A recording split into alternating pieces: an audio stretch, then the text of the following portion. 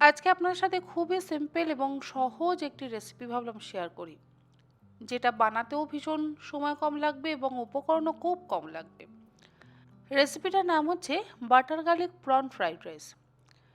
এখানে আমি নিয়েছি ১ কাপ পরিমাণে বাসমতি চাল। চালটাকে ৪ থেকে ৫ বার জল বদলে, বদলে ভালো করে ধুয়ে নেব। আর চাল ধুয়ে নেওয়ার পর চাল কিন্তু ভিজিয়ে রাখবার একেবারেই প্রয়োজন নেই। চালের গায়ে যে জলটা লেগে থাকবে তাতেই কিন্তু চালটা ভিজে যাবে। চাল ধুয়ে নিয়ে ১০ মিনিট রেখে দেব। চাল ভিজে যাবে। তারপর আমরা ভাতটা বানাবো। এইভাবে আমি ছাঁকনিতে জলটা ঝরিয়ে নিয়ে বাটিতে আমি চালটা ঢেলে রাখছি। আর তাতেই চাল একদম সুন্দরভাবে ভিজে যাবে। আর ভাতটা কিন্তু হবে ঝরঝরে। ভাত যদি ঝরঝরে না হয় তাহলে কিন্তু ফ্রাইড রাইস ভালো লাগবে না। নিয়েছি এখানে ৫০০ গ্রাম পরিমাণে বাগদা চিংড়ি। ভালো করে ধুয়ে পরিষ্কার করে নেওয়া আছে।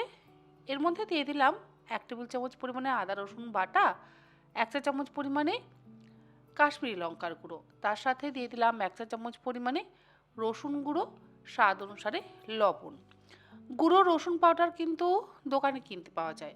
আর দিলাম আমার ম্যাজিক মশলা ১ চা চামচ পরিমাণে।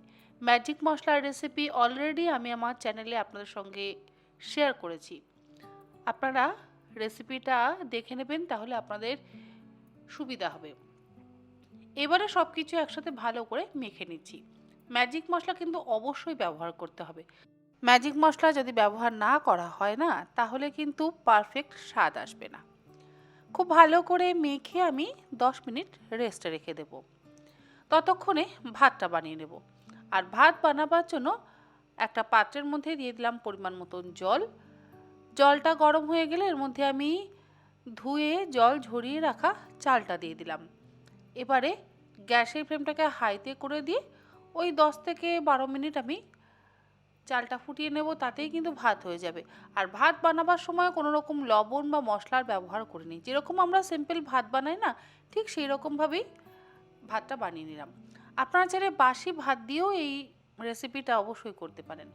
ভাতটা বানিয়ে ফ্যান ঝরিয়ে নেওয়ার পর এবারে আমি কড়াইতে দিয়ে দিলাম ২ চা চামচ পরিমাণে সাদা তেল আর তার সাথে ১ টেবিল চামচ পরিমাণে বাটার। তেল আর বাটারটা গরম হয়ে যাওয়ার পর এর মধ্যে আমি দিয়ে দিলাম ১ টেবিল চামচ পরিমাণে মিহি করে কুচিয়ে নেওয়া রসুন। হাই ফ্লেমে রসুনটাকে খুব ভালো করে ভেজে নেব। রসুন আর বাটারের সুন্দর এই গন্ধটা যাতে এই ফ্রাইড রাইসের মধ্যে বজায় থাকে, সেই জন্যই কিন্তু আমাদের রসুনটা আবার একটু বেশি ব্যবহার করতে হবে। এরপরে এর মধ্যে দিয়ে দিলাম একটা বড় সাইজের স্লাইস করে কুচিয়ে নেওয়া পেঁয়াজ। হাই ফ্লেমে রসুন আর পেঁয়াজটাকে ভালো করে ভেজে নেব মিনিট ৩ সময়ের জন্য।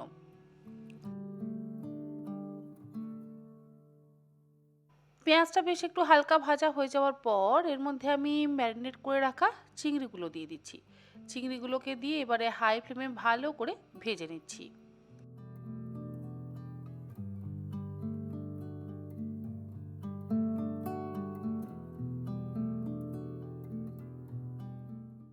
চিংড়ির মধ্যে তো অলরেডি সমস্ত রকম মশলা এবং লবণ আমরা দিয়েই ম্যারিনেট করে রেখেছিলাম, তাই আর আলাদা করে কোনো রকম মশলা বা লবণের ব্যবহার করছি না। চিংড়িটা বেশ ২-৩ মিনিট সময় ধরে একটু নাড়াচাড়া করে নেওয়ার পর ঢাকা দিয়ে গ্যাসের ফ্লেমটাকে লোতে করে দিয়ে ২ মিনিট রেখে দিলাম। তাতে চিংড়িটা একদম সুন্দরভাবে সেদ্ধ হয়ে গেল। খুব বেশি সেদ্ধ করবার কিন্তু প্রয়োজন নেই। আর জল ব্যবহার করবার একেবারেই প্রয়োজন নেই। চিংড়ি থেকেই জল বেরোবে, সেই জলেই সুন্দর সেদ্ধ হয়ে যাবে। চিংড়িটা বেশ ভালো মতন ভাজা হয়ে যাওয়ার পর এবারে এর মধ্যে দিয়ে দেব আগে থেকে তৈরি করে রাখা ভাত। যতটা পরিমাণে ভাত আপনারা দিতে চান সেই পরিমাণে ভাত দেবেন। আমি কিন্তু পুরো ভাতটা ব্যবহার করিনি, অর্ধেকটা ভাত ব্যবহার করলাম। দিয়ে দিলাম আবারও ১ চা চামচ পরিমাণে রসুন পাউডার। রসুন পাউডার কিন্তু অবশ্যই ব্যবহার করতে হবে। স্বাদ অনুসারে লবণটাও দিয়ে দিলাম। আর দিচ্ছি অল্প একটু চিলি ফ্লেক্স। এবারে সমস্ত কিছু দিয়ে হাই ফ্লেমে ভালো করে ভাজা ভাজা করে নিচ্ছি। চিলি ফ্লেক্স যদি না থাকে নাও দিতে পারেন। চিলি ফ্লেক্সের জায়গায় আপনারা চাইলে কাঁচা লঙ্কারও ব্যবহার করতে পারেন। তবে চিলি ফ্লেক্স দিলে অবশ্যই একটু খেতে বেশি ভালো লাগে। গোলমরিচের গুঁড়োর ব্যবহার কিন্তু করিনি। আর যদি বাচ্চারা খায় তাহলে ঝালের পরিমাণটা আপনারা অবশ্যই বুঝে কিন্তু ব্যবহার করবেন। সমস্ত মশলা দিয়ে ভাতটাকে ভালো করে ভাজা ভাজা করে নিলেই তৈরি আমাদের butter garlic prawn fried rice. Fried রাইসটা মোটামুটি আমাদের কিন্তু রেডি। তবে সবশেষে দিয়ে দিলাম সামান্য পরিমাণে একটু রসুন শাক। রসুন শাকটাকে দিয়ে ভালো করে মিশিয়ে নিয়ে গ্যাসের ফ্লেমটাকে বন্ধ করে দিলাম। তৈরি হয়ে গেল দুর্দান্ত স্বাদের butter garlic prawn fried rice. আপনারা চাইলে এর সাথে কোনো সাইড ডিশ ব্যবহার করতে পারেন, তবে আমি কোনো রকম সাইড ডিশ ব্যবহার করছি না। শুধুই কিন্তু খেতে অসম্ভব ভালো লাগবে। রেসিপিটা কেমন লাগলো অবশ্যই জানাবেন। আর দেখুন, একদম ঝরঝরে butter garlic prawn fried rice কিন্তু তৈরি হয়ে গেছে। রেসিপিটা ভালো লাগলে অবশ্যই আপনারা বাড়িতে বানিয়ে আমাকে জানাতে কিন্তু একেবারে ভুলবেন না। আপনারা সকলে ভালো থাকবেন, সুস্থ থাকবেন। ধন্যবাদ।